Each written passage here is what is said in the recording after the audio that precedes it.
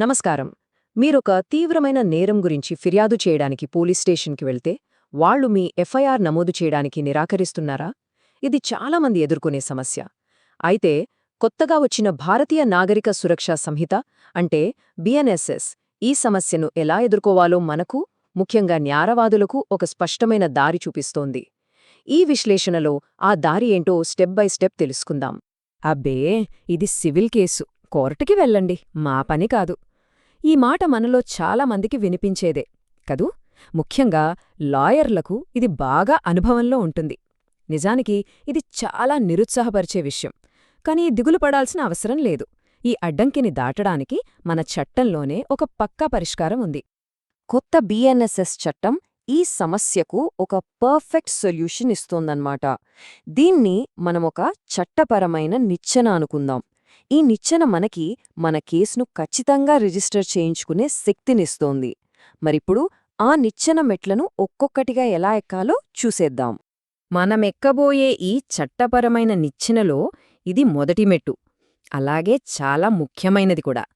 నేరుగా కోర్టుకి వెళ్లే ముందు పోలీస్ డిపార్ట్మెంట్ లోపలున్న హైరార్కీని, అంటే అధికారుల శ్రేణిని మనం పూర్తిగా ఉపయోగించుకోవాలి. ఇది తప్పనిసరిగా చెయ్యాల్సిన మొదటి పని. ఈ మొదటి మెట్టులో 2 భాగాలున్నాయి. ఫస్ట్, లోకల్ పోలీస్ స్టేషన్కి వెళ్లి స్టేషన్ హౌస్ ఆఫీసర్ అంటే ఎస్హెచ్ఓకి కంప్లైంట్ ఇవ్వాలి. ఒకవేళ ఆయన మీ ఫిర్యాదు తీసుకోకపోయినా లేదా తీసుకుని కూడా ఏమీ చర్యలు తీసుకోకపోయినా అప్పుడు మనం పై అధికారి అయిన సూపరింటెండెంట్ ఆఫ్ పోలీస్ ఎస్పీ గారికి రాతపూర్వకంగా ఫిర్యాదు పంపాలి. మనం ఇలా చేయడానికి చట్టపరమైన ఆధారం ఎక్కడుందంటే బిఎన్ఎస్ఎస్లోని సెక్షన్ 173(4) ఉంది. చాలా స్పష్టంగా చెబుతోంది ఈ సెక్షన్. ఎస్హెచ్ఓ గనుక ఎఫ్ఐఆర్ నమోదు చెయ్యకపోతే ఆ కంప్లైంట్ కాపీని పోస్ట్ ద్వారా ఎస్పీ గారికి పంపే హక్కు మనకుంటుంది. అప్పుడు ఎస్పీ గారు దాన్ని చూసి స్వయంగా విచారణ జరపడమో లేదా తన కింది అధికారికి దాన్ని అప్పగించడమో చెయ్యాలి. అది ఆయన బాధ్యత. ఇక్కడొక చిన్న టెక్నిక్ ఉంది, చాలా జాగ్రత్తగా గుర్తుపెట్టుకోవాలి. మీ కంప్లైంట్ని ఎస్పీ ఆఫీస్కి మామూలు పోస్ట్లో పంపొద్దు. Registered post with acknowledgement due ద్వారానే పంపాలి. ఎందుకంటే వాళ్ళు ఆ పోస్ట్ అందుకున్నట్టు మీకు తిరిగి వచ్చే రసీదు, అదే ఎక్నాలెడ్జ్మెంట్ కార్డ్, మీరు తరువాత కోర్టుకు వెళ్ళినప్పుడు చాలా బలమైన సాక్ష్యంగా ఉపయోగపడుతుంది. సో ఆ రసీదు చాలా ముఖ్యం. సరే, పోలీసుల దగ్గర మన ప్రయత్నం చేశాం, అయినా ఫలితం లేదు. ఇప్పుడు మనం చట్టపరమైన నిచ్చెనలో 2వ మెట్టెట్టబోతున్నాం. అదేంటంటే న్యాయ వ్యవస్థను ఆశ్రయించటం. అంటే ఇప్పుడు మ్యాజిస్ట్రేట్ గారి దగ్గరికి వెళ్లబోతున్నాం. పాత సిఆర్పిసికి కొత్త బిఎన్ఎస్ఎస్కి మధ్య ఒక పెద్ద మార్పు వచ్చింది. అదేంటో ఇక్కడ చూడండి. స్లైడ్కి ఎడమవైపు చూస్తే పాత చట్టం సిఆర్పిసి 156(3) ప్రకారం మేజిస్ట్రేట్కి ఒక సింపుల్ అప్లికేషన్ ఇస్తే సరిపోయేది. కానీ ఇప్పుడు కుడివైపు చూడండి. కొత్త బిఎన్ఎస్ఎస్ సెక్షన్ 175(3) ప్రకారం అప్లికేషన్తో పాటు ఒక అఫిడవిట్ను ఖచ్చితంగా జతచెయ్యాలి. ఇది చాలా ముఖ్యమైన మార్పు. సో ఇక్కడ గుర్తుంచుకోవలసిన విషయమేంటంటే ఈ అఫిడవిట్ అనేది ఇప్పుడు తప్పనిసరి. దీంట్లో ఎలాంటి మినహాయింపు లేదు.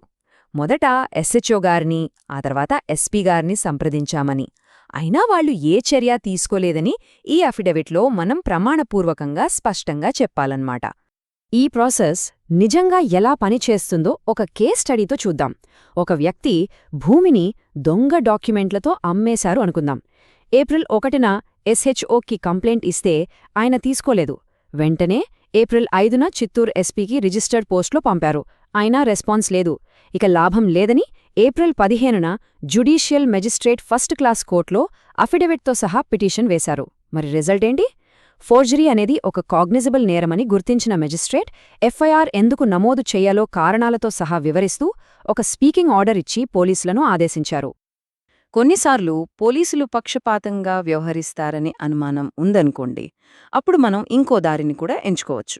దాన్ని ప్రైవేట్ కంప్లైంట్ అంటారు. ఇది కూడా చాలా పవర్ఫుల్ ఆప్షన్.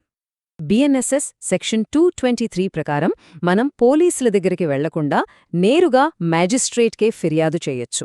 అప్పుడు మ్యాజిస్ట్రేట్ గారే కంప్లైంట్ ఇచ్చినవారని సాక్షులను ప్రమాణం చేయించి విచారిస్తారు.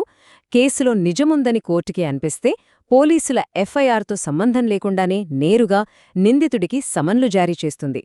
ఇప్పటివరకు మనం ప్రాసెస్ గురించి చూశాం కదా.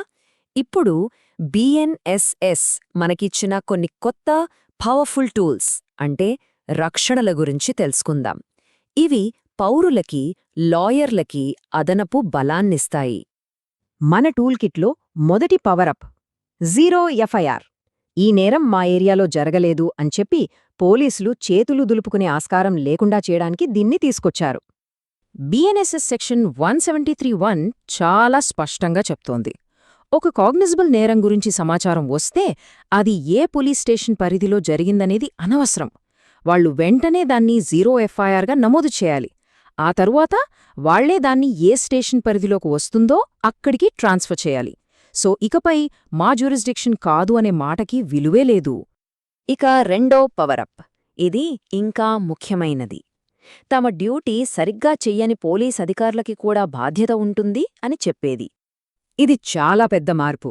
మన కొత్త శిక్షాస్మృతి భారతీయ న్యాయ సంహిత లేదా బిఎన్ఎస్లోని సెక్షన్ 204 ప్రకారం ఒక కాగ్నిజబుల్ నేరానికి సంబంధించి ఎఫ్ఐఆర్ నమోదు చేయడానికి నిరాకరించిన ఏ ప్రభుత్వ అధికారికైనా సరే పోలీసులతో సహా 2 సంవత్సరాల వరకు జైలు శిక్ష పడొచ్చు. ఇది చాలా సీరియస్ విషయం. సరే, మొత్తంగా మనం తెలుసుకున్న ముఖ్యమైన విషయాలేంటంటే 1. జీరో ఎఫ్ఐఆర్ వల్ల అధికార పరిధి అనే సాకు ఇక పనిచెయ్యదు. 2. ఎఫ్ఐఆర్ రాయడానికి నిరాకరించిన అధికారులకు 2 ఏళ్ల వరకు జైలు శిక్ష పడొచ్చు. ఒక చిన్న ప్రాక్టికల్ టిప్ ఏంటంటే, మీరు ఎస్పీకి కంప్లైంట్ రాసేటప్పుడు బిఎన్ఎస్ సెక్షన్ 204 గురించి ప్రస్తావిస్తే బహుశా వాళ్ళు వెంటనే చర్యలు తీసుకోవడానికి అవకాశం ఉంటుంది. ఈ విశ్లేషణను ఒక ప్రశ్నతో ముగిద్దాం. బిఎన్ఎస్ఎస్ మనకు ఇంత స్పష్టమైన ప్రక్రియలను, రక్షణలను అందిస్తున్నప్పుడు న్యాయం కోసం చేసే పోరాటంలో ఒక లాయర్కి ఈ చట్టపరమైన విధానాలపై పట్టు సాధించడం కంటే పదునైన ఆయుధం మరొకటి ఉంటుందా? దీని గురించి ఆలోచించండి.